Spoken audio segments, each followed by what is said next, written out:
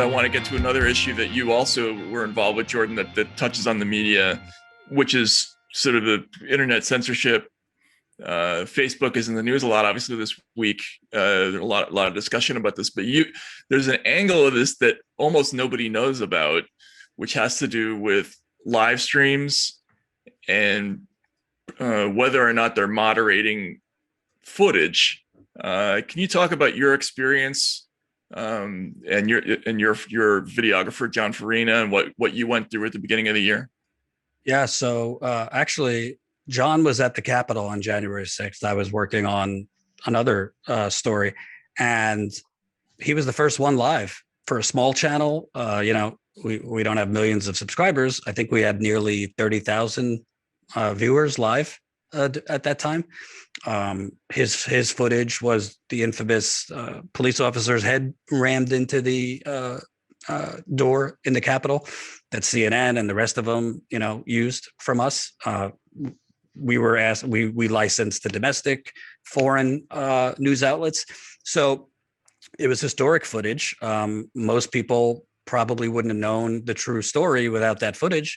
And we found, I don't know, like a month or so after that, YouTube took down that live stream, citing that we were advancing claims of election fraud. And then bang, bang, bang, they took down 8 other videos between November 2020 and the Capitol insurrection of me on the road challenging Trump supporters who were pushing the election fraud stuff. Our freelance cameraman, John Farina, who covered things and challenged them. All of that was taken down. There was really, you could press appeal, but it's automated and usually you lose. And we push back. And really the only way to get YouTube to change anything is if you raise a stink on Twitter, if it gets enough traction, and that's when they generally will reverse, demonetizing somebody or put a video back up. In our case, they kept it down and basically gave us descriptions like, well, you didn't have a visual component that put a disclaimer that President Biden won the election free and fair. Or you didn't have countervailing views. So I wrote back, well, I don't have a control room of 100 people like CNN does to pipe in visual banners while we're live. We're a small, scrappy news outlet. So they wanted you to have a crawl, like while you're... Yeah, they wanted us to have like a little lower third, they call it, on screen that Trump, all his lawsuits have been dismissed and blah, blah, blah. I also said, what do you mean a countervailing view? Do you want my cameraman to literally leave the riot, go find a Georgetown professor and bring him back to say that, all these people are crazy? Like, what the fuck are you talking about? So anyway, they took all those down. And, beyond that, they have suppressed our streams, and I think other people's streams, about Julian Assange. If I put Amazon in a headline, forget it. Nobody sees it. I was on my honeymoon, actually. Jen was live covering the Israel-Palestine latest round. And our views fell off a fucking cliff. And subscribers, we had 115,000 subscribers. After that, we were going live to like 100 people.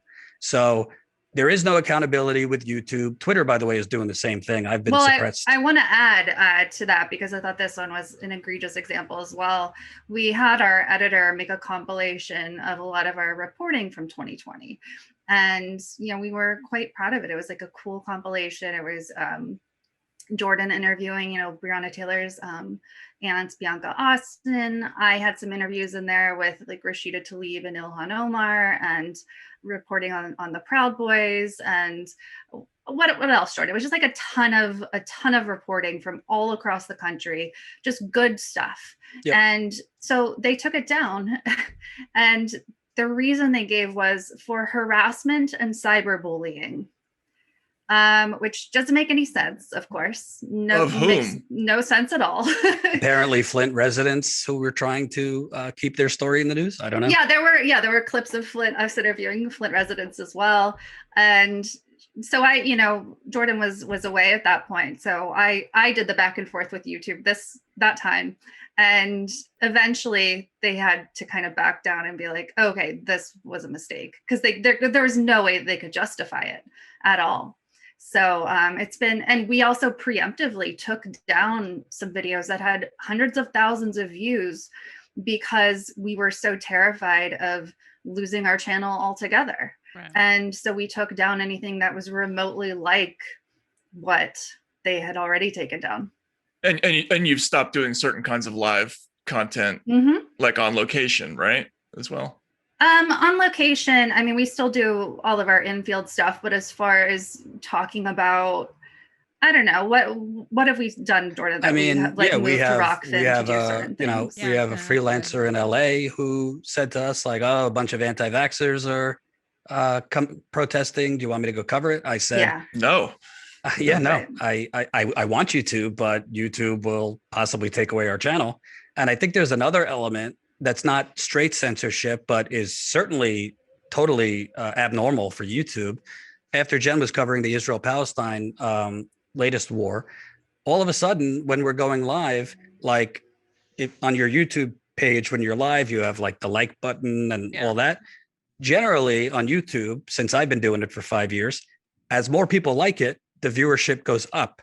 It somehow affects YouTube's algorithm where more people see it if there's more likes and comments. In our case, literally as the likes went up, viewership was going down. So there's like somehow 400, 500 people liking a video or a live stream, but the viewership was going down in real time, which begs the question, are these ghosts liking the video? Because you don't have that kind of drop where like hundreds of people like the video and then stop watching. That's just not, that doesn't happen really. Right. So YouTube literally admitted to us, oh yeah, we freeze the video, we freeze the view count.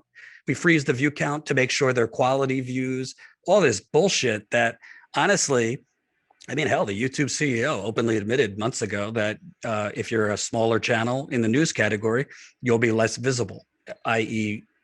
we will throttle you if you're not authoritative like CNN and Fox News, they said. Well, they in the past admitted to us that they had a list, and then they, tried to backtrack that, a list of like outlets that are not okay, are okay and aren't or whatever.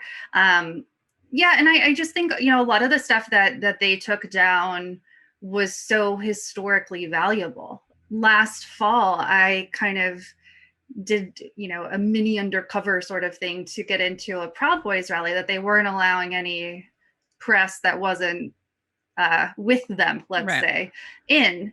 And so, I couldn't, with my voice, push back, or they had literally the Proud Boys had literally beat up a journalist and kicked them out physically before I arrived. So I couldn't, that wasn't a situation where I could press back. So that was, historically important in my opinion. And also QAnon supporters at another event, in the like decompression stage in reporting after that, I of course talked about the misstatements, and not the misstatements, the outright lies, horrible things that these people were saying and stuff like that. But no, that's not apparently valuable to YouTube. They want to erase history. Hello, thank you so much for listening to and watching Useful Idiots. For full episodes and extended interviews, please subscribe at usefulidiots.substack.com. You can subscribe on YouTube at youtube.com/usefulidiots for clips, live streams, and full episodes. Also, subscribe to us wherever you find your podcast. Follow us on Twitter at UsefulIdiotPod and use the hashtag UsefulIdiotsPod. Join us Mondays at 10 a.m. for the Useful Idiots Monday Morning Show, where we discuss the Sunday morning news shows so you don't have to watch them.